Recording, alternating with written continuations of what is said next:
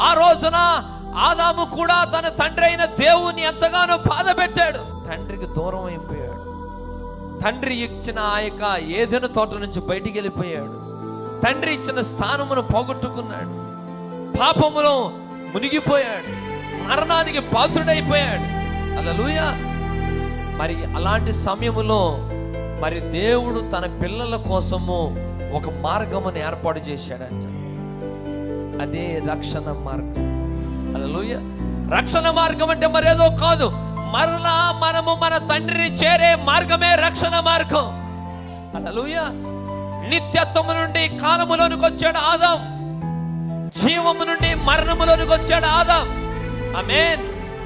ప్రియమైన దేవుని పిల్లరా, అటువంటి సమయంలో దేవుడు మరలా మరణము నుండి జీవములోనికి, కాలము నుండి నిత్యత్వములోనికి ఒక మార్గమును దేవుడు ఏర్పాటు చేశాడు.